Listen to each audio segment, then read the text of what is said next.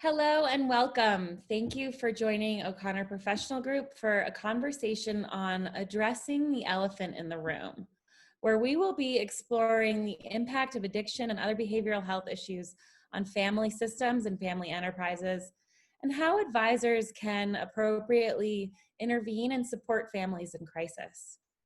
Joining me today is Diana Clark. Diana Clark is the Chief of Clinical Operations at O'Connor Professional Group. She is a renowned family recovery advocate in the fields of addiction and mental health. I am Whitney Johnson. I am the Director of Marketing at O'Connor Professional Group, and O'Connor Professional Group is a private behavioral health company that provides concierge services for families struggling with mental health, addiction, substance use, and other challenges. We are going to jump into it right now. Thank you so much for joining, Diana. So it seems like you can't turn on the TV, open a newspaper without hearing about addiction, the opioid crisis, different challenges that individuals are facing. What are some of what's an overview? What's the picture of drug and alcohol addiction today in the United States and globally? So I know that in the United States, since COVID's advent, substance use disorders are way on the increase. Opioid overdoses are way on the increase. Sales of alcohol are way on the increase. And services, people presenting for care, is not necessarily on the increase. What we're gathering is that people are quietly drinking and using substances in their comfortable homes right now. And that goes a little bit more unseen. And when we're looking at risk factors, I think when we look at family offices and situations where, there might be shared assets, I imagine these issues become even more complicated in situations like that. Are affluent families at a higher risk for these kinds of issues, or does that serve as sort of a protective factor? So you would think, intuition would have it that it would serve as a protective factor, that the availability of resources to prevent substance use disorders would actually prevent substance use disorders and other behavioral health and mental health concerns, and it doesn't. SAMHSA came out with a study a few years ago that talked about that the rate of dysfunction, including substance use disorders, anxiety disorders, and other mental health challenges, is much higher in the affluent suburban areas than it is in the poorer inner cities. And so I think that the clients we serve are at higher risk, in part because of their, wealth that insulates them from some of the consequences that actually lead others into getting help. How does this really play out in families? Do you have any examples of sort of the types of issues that are popping up? Sure. What I'm noticing since COVID, and I have to say that, is that people's general maladaptive coping strategies are ramping up. So if somebody had a tendency towards alcohol use, their alcohol use is ramping up. And the other family members are, in their effort to protect that person, in an effort to protect that person, are making sure that things are smooth around them. That's what we're seeing. And similarly, if people lead to their maladaptive coping leads them to depression, we're seeming to see higher levels of depression. That particular issue, which is people's, breaking point, is coming to the surface right now. Mm-hmm. And family members are responding to it. And sometimes you have family members cope in a couple of different ways. One coping strategy for parents and other family members is really avoid that elephant in the room, not talk about it, not see it. It's not there. and hope that it disappears. When my goddaughter was ill with her substance use disorder, my dearest friend said she walked by many red flags for about a year, little glassine envelopes, tubing. Her daughter was a methamphetamine addict. And she grew up in a multi-generational family of wealth and was insulated in large part because her family was willing to do this.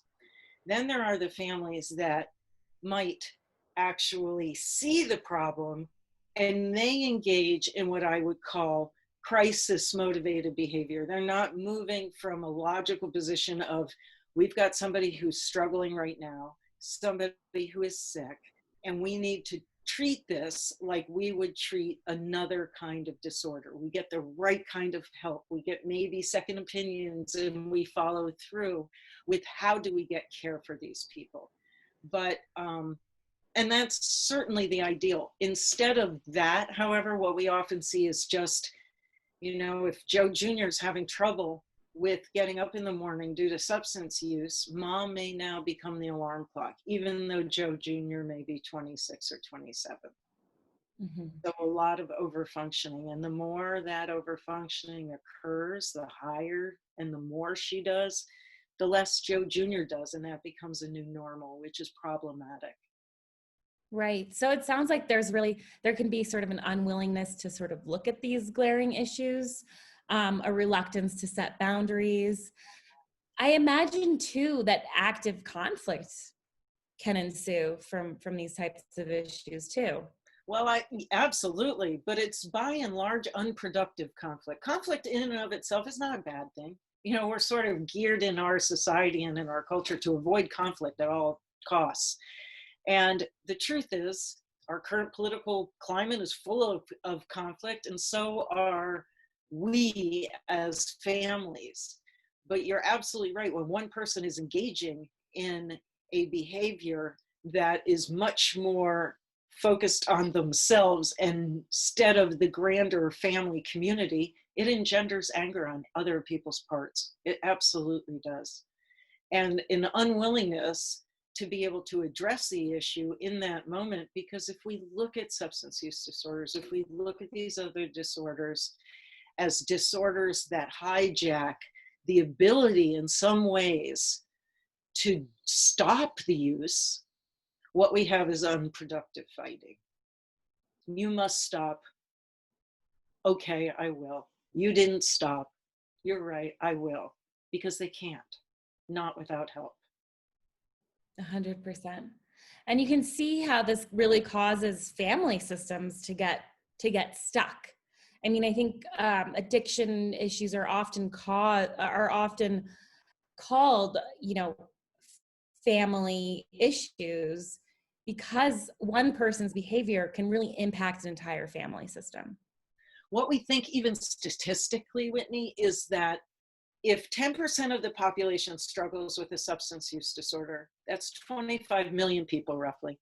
For every one of them, there are 4 family members struggling with their substance use disorder. So we're really dealing with 125 million people struggling with a disorder of that magnitude.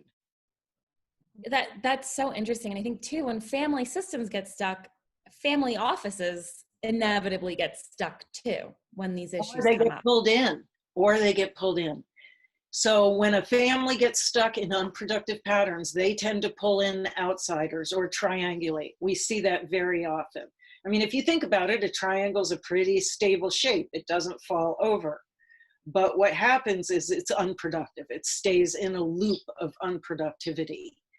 And the family office person often gets brought into that dynamic. 100%. And it seems like there's a lot of things that can happen. It's family, in family businesses, it's often the family that's an opportunity, but in this case, it can be family that really becomes a burden. I've certainly seen situations where it can compromise decision-making, business decision-making. It can change the risk profile of the company. It can change people's judgment. And really, impact the bottom line too. So if you think of continual trauma activating the sympathetic nervous system, which actually creates our fight, flight, and freeze mechanism. So when we are dealing with somebody's genuine life-threatening disorder, we might be living in a constant state of trauma. And in that, we may not be making the best decisions, partly for that reason. It may be, in business settings, we may be protecting the loved one instead of saying, this is bad for the business, this is bad for my family. Very often there is one person, or frequently there is one person who wants to maintain the status quo in addition, because it's very scary to address these issues, particularly when the person who is struggling is in a state of power. 100%. And it seems like the assets shared within wealthy families, a family business, a family office, really can add a layer of complexity to an already confusing and crisis-driven situations. I think families and family office advisors are, not only tasked with like figuring out how to protect assets, but they're trying to access appropriate clinical treatment for their loved ones. How does, what are some of the challenges that families face from a clinical and logistical perspective? So families can access a whole lot of information right now via the internet, and some of that is good information and some of that is bad. They need trusted resources. And as family advisors, you can get them to those trusted advisors because you will have thought through this in a time that isn't crisis-ridden. Decisions made during times of crisis need people outside that crisis system for effective care. What are some of the signs that there is an issue? So if you're a family office advisor and you're maybe thinking like somebody hasn't said outright that there's an issue, but what are some of the signs that you should be looking for? So absence from family meetings or gatherings is usually a red flag. Grandiose expressions during phone calls or meetings that seem unrelated to the conversation or out of the norm. That can speak a lot of different issues. It can speak of mental health issue. That can speak a substance use issue. It can even speak if you're talking to somebody who seems to be particularly foggy, that can even speak an eating disorder. So paying attention to the tenor and tone of the family members is important, because those are red flags. Other things that are red flags, police involvement. I mean, that's a little bit of an easier one, but they think that if somebody gets arrested for a DUI, they've probably driven drunk 25 to 30 times. So we're not looking at this as an isolated incident where they just happened to get caught. That's important. Medical issues. Sometimes as we advance in life and we have been using substances, some of the medical issues are related to that substance use. Those are red flags. Esophageal bleeds, liver issues. Those can be definite red flags for substance use disorders. Yeah, and I know in some of our work within family offices and family enterprises, we've seen overspending as a big Exactly. there's an issue going on. Suddenly there will be some unexpected or large charges, or it's just a continuation, but oftentimes some of these issues are picked up by people doing accounting. Absolutely, or hotel charges, specific hotel charges. Why are they living in a hotel? Why are they moving around from hotel to hotel? These can speak of, multiple issues that need to get addressed. One thing that I know can be really tricky is sort of balancing that question of, am I the person to raise this? Like, I'm the family office executive and, the family relies on me for a lot of things. It could be awkward for me to raise this. Has somebody asked me for help? what kind of criteria should advisors be looking at when they're deciding whether to raise this issue? Right. I number one think the first thing you just mentioned, Winnie, has somebody raised it with you? If a member of the family has raised it with you, the ball is a little bit in your court to say, let me get you a resource, right? So another thing is to evaluate, is my involvement going to be perceived as the caring move I see it as, so that I can bring it to them in a loving way. For instance, I have noticed at the meeting that you seemed agitated. Is there some way I can be of help with that? That is, that's just talking about what you've observed. It's not making a grandiose statement about what is wrong. It is just observing and relaying to people that they impact people. So that can be one thing. Risk, if it's the person, it's the patriarch, there is a very delicate dance that gets done, and it needs to get done. Because if the person, patriarch, matriarch, the person in control is the person with the disorder, one has to plan very, very carefully before being the voice, because it may not be received particularly well. I'm saying that. Yeah. No, and I think too, when really questioning, do I raise this, and how do I raise it? There's the question of, is there a significant risk to a person or an asset if the issue goes unaddressed? And I think a lot of times we see these issues because of the, cultural or just the cycle that the family is in. A lot of the times these issues do go unaddressed. For generations. I have worked with family members who are 2 generations. So the grandchildren of somebody who struggled with a mental health disorder that never got addressed. His parents never talked about it. And in fact, his mother had a similar issue. And even when it came time for him to be diagnosed, it was a big secret. Generational. Yeah. And so sort of progressive family office advisors can come up with resources and a plan of action, and should really be thinking through this, as there is a staggering likelihood that there will be an issue, given the statistics that you brought up and mentioned earlier in our conversation. So, what sort of plan should advisors have? Well, I think advisors should have those resources at their fingertips. Companies that consult, organizations, therapists, psychiatrists, that they would contact in the case of an emergency. Because there is a likelihood that in some family, some measure of crisis is going to be occurring at some point in the next several years. So to be prepared with resources at their fingertips, to, even if they wanted to be proactive, Whitney, you and I have done several presentations for families who have family office providers and professionals involved, and we do sort of general wellness presentations for those families so that they get accustomed to the idea that these are concepts we talk about.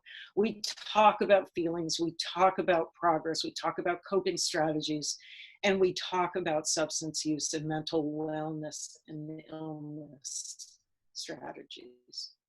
Yeah, I love that idea of being proactive. I think we talk often about how people always go to their medical doctors for physical health checkups, and really individuals and families, especially family offices, should be getting a behavioral health checkup as well. I mean, it can only help. It can only help. Information, facts are always helpful, and emotions are information.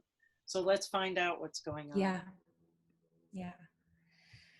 And are there tools and specific resources that advisors should be aware of when they are trying to assist families that are in sensitive situations? So on our website, and I'm not trying to advertise the website, we have a ton of resources for various issues that relate to mental illness.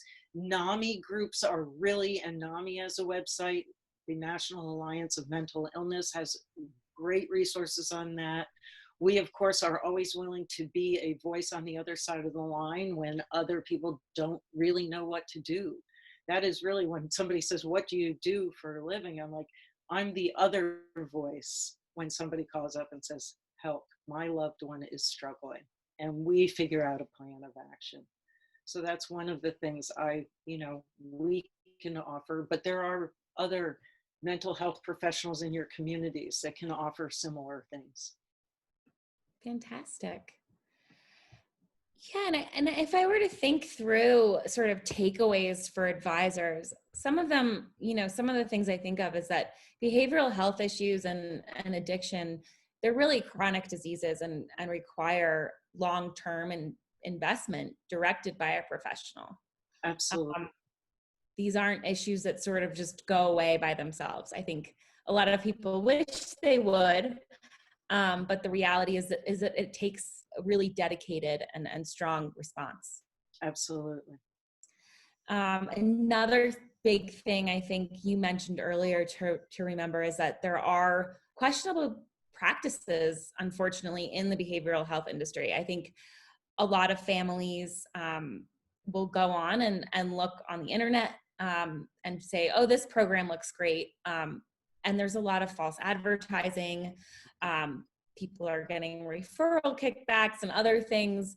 So there are some bad practices out there. And I think we've unfortunately seen a lot of affluent families spend literally hundreds of thousands of dollars in treatment programs that have been very ineffective. And a lot of the times it is because there's just misinformation out there. So it really does require somebody with an objective professional opinion to sort of help guide and navigate families. Good point. And treatment that isn't a fit for somebody can actually be somewhat damaging. So the professionals that do get engaged in a situation should have expertise with that particular diagnosis, what the particular issue is that the client is facing. Absolutely. Yeah. And I think too, one thing that we see in family businesses a lot is really, especially with the next rising generation, there's a lot of achievement pressure put on them. And this plays in with succession planning too. They might be getting groomed for a position in the family business at some point. And achievement takes priority over their clinical stability. Absolutely. Or over their well-being. So that's another factor I think for family office advisors to really consider too, is that achievement and these other priorities have to be second to their overall mental and physical well-being. Well-being, yeah, absolutely. There is, one of the things that might come out of this particular era is that people will start doing that because we're home together, we're seeing each other more, we're engaging more, and there is the hope that the priorities of achievement and more because you can, because you must, is shifting. Because some of those activities, the after school activities aren't there. A lot of the available outlets for achievement and perfection seeking aren't even available right now. So. Great. Well, thank you so much for joining us for this conversation. We hope you found it helpful, and please feel free to reach out to us or visit our website at www.o'connorpg.com. Thank you.